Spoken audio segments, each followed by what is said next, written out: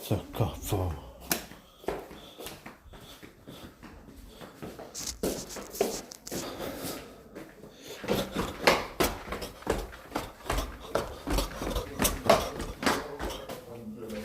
Au moins 10 des routes départementales pourraient revenir en 90. Ce panneau devrait disparaître prochainement. Pas si sûr.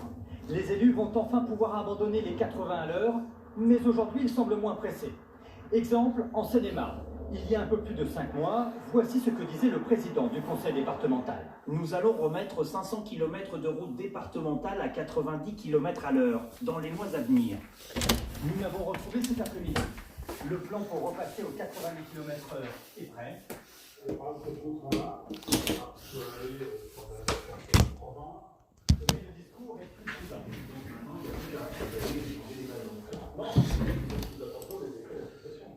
On nous dit, vous pouvez le faire, c'est la loi. Et après, quand on va appliquer la loi, on vous dit, vous êtes responsable d'appliquer la loi.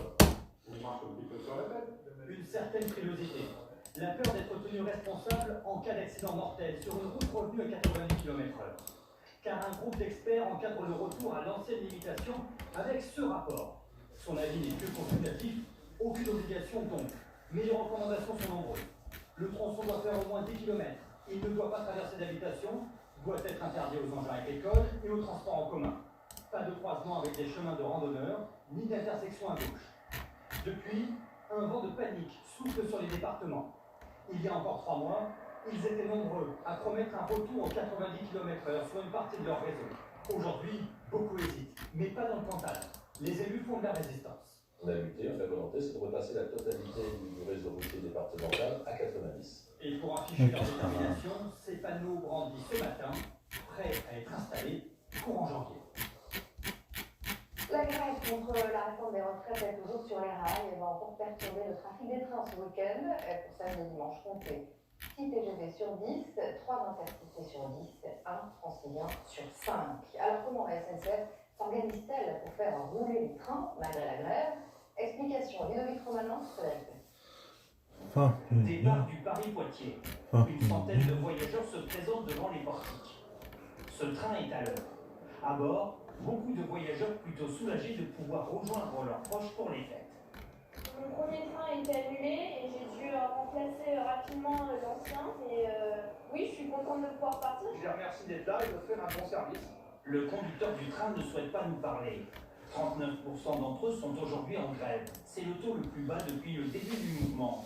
Selon cet autre conducteur, la situation s'améliore.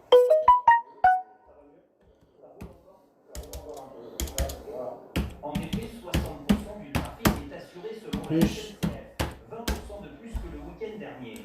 Alors, comment est-ce possible? La réponse se trouve au centre opérationnel de la compagnie ferroviaire. Les rames utilisées sont pour la plupart en duplex. Le nombre de places passe ainsi de 370 à 510. Lorsque la rame est doublée, on atteint même les 1020 places assises. Une solution qui permet de transporter plus de voyageurs avec un seul conducteur. Et chaque jour ici, un nouveau plan de transport est établi. On fait en fonction de où sont nos rames, où sont nos conducteurs et nos contrôleurs, et on assemble tout ça pour pouvoir assurer le transport. C'est très compliqué par moment. C'est notre métier.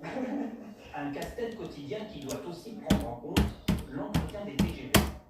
Un train doit être révisé tous les 2 ou 3 jours en moyenne dans un centre de maintenance comme celui-ci.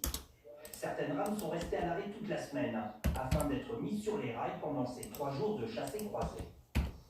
On a préparé ce week-end en ramenant les rames dans les centres de maintenance, fait les visites, fait les révisions qui étaient nécessaires de façon à être globalement à 80% de notre potentiel de rames utilisé pendant les week-ends de vacances.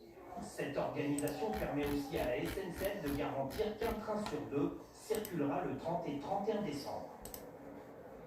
Et parmi les surprises que peuvent avoir certains voyageurs, celle de circuler dans des trains quasi vides, les cas qui se sont multipliés ces derniers jours. Vu le contexte, ces scènes sont pour le moins troublantes. Reportage et François-Xavier Ménage, Pierre Coiffier.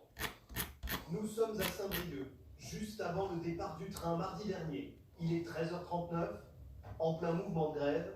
La vidéo est pour le moins surprenante. Et des images comme celle-ci, les internautes en partagent beaucoup, que ce soit dans les TGV ou dans les TER, avec à chaque fois des messages de colère et d'incompréhension à destination de la SNCF. Cas exceptionnel, anomalie à répétition, pour vérifier direction la gare de Lyon à Paris. Il nous faut peu de temps pour rencontrer des passagers ayant voyagé dans des wagons quasi vides, alors qu'ils affichent complet. On est arrivé dans le train, il y a des carrés vides, quoi. C'était vide de chez vide. J'étais au bar, il y avait personne. Moi, je pense aux gens qui galèrent, quoi. C'est surtout ça. Je pense aux gens qui ont pris leur place.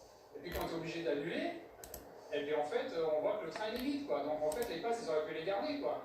Gare d'Austerlitz, même grogne de la part de quelques passagers étonnés de voyager ces derniers jours dans des trains presque vides. Lundi matin, on avait un train à 7h30 qui était affiché complet sur les applications SNCF. Donc on est arrivé à la gare pensant avoir un train effectivement complet et finalement on s'est retrouvé avec des rames à moitié vides. En ce vendredi après-midi, période de rush, vu le contexte, y a-t-il quelques trains toujours à moitié vides? On va faire un test très concret. Paris, Le Mans, pour l'instant 5 trains annulés, 4 qui sont toujours disponibles à la vente. À l'instant où on se parle, 15h40, il y a de la place. On a une équipe gare Montparnasse, on va voir s'ils peuvent rentrer. Le train part de Paris à l'heure. Et en première et seconde classe, c'est clairsemé. C'est donc tout confort pour les passagers. On essaie, on pratique, mais parce que ça pose un problème de fond, les gens ont plus une peur qu'autre chose. En effet, craignant de ne pouvoir partir, des passagers annulent à la dernière minute, sans craindre de perdre de l'argent, puisque la SNCF garantit un remboursement intégral, spécialement pour les grèves.